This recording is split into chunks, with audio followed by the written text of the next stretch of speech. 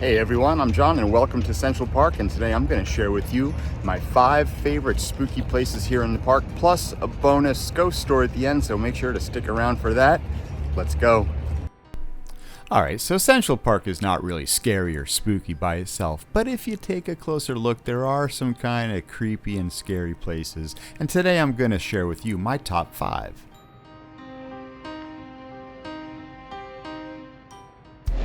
Alright guys, so picture this. It's a beautiful day in the park and you're walking along, you're heading over towards the sheep meadow, and all of a sudden you see that.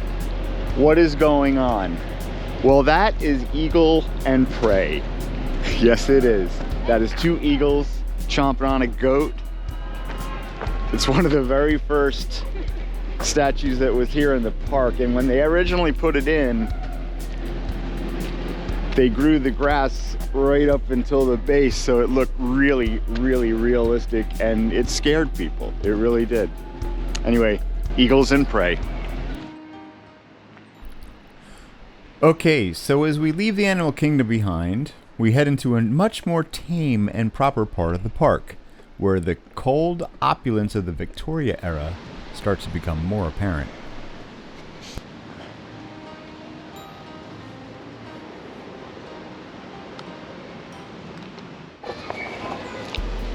Alright guys, so right here in the shadow of Belvedere Castle and in the middle of the Shakespeare Garden is the Charles B. Stover Bench, otherwise known as the Whisper Bench.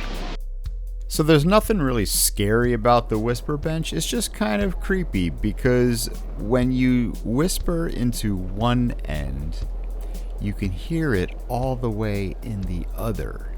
That's kind of spooky. It's a bench that whispers to you. When the park was built, it was a time when there was no internet, TV, or radio. Books and live performances were the entertainment of the day, and for children, it was the nursery rhymes and fairy tales. Alright guys, so what would Halloween be without witches? Well, here in Central Park, we have not 1, but we have 2. And just behind me, that's Mother Goose. The second is in relief form here at Bethesda Terrace. She's joined by her owl, the ram, and a farmhouse to go home to. Mother Goose has a bit of a murky past, but the character was created by French author Charles Perrault back in the late 1600s, and the stories, which were read and acted in pantomime, common themes were the humanizing of animals, as in the wolf in Little Red Riding Hood. So imagine this. It's late or early, and you're out running or walking, and you're heading up this nice, pretty steep hill, and all of a sudden, out of the corner of your eye, you see this. A cat. A really big cat. This stretch of East Drive is known by locals as Cat Hill. This realistic form of the American panther crouching and ready to pounce was created in 1881 by American sculptor Edward Kearns, who was kind of a rock star at the time.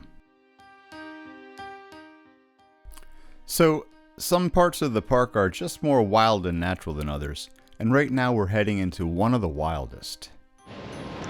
Alright everyone, so I'm here in the Ramble, which is basically twisting and turning hills, and it's really easy to get lost in here. And deep in the Ramble is a cave with a story to tell.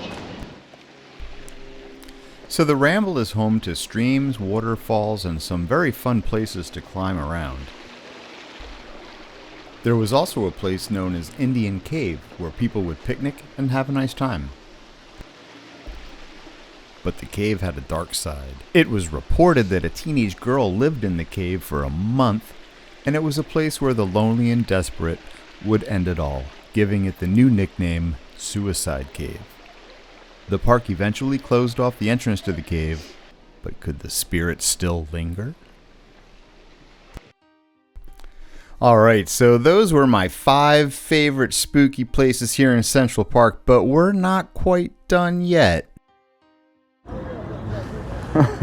All right, everyone, we're gonna end our spooky tour of Central Park here at the pond with a ghost story about two Victorian sisters. Here we go. So back in the mid-1800s, there were two sisters named Janet and Rosetta Vandervoort. Their wealthy dad almost never allowed his daughters to leave their home unaccompanied. One of the only occasions that they were allowed to leave the residence was to come to the pond for some ice skating during the wintertime.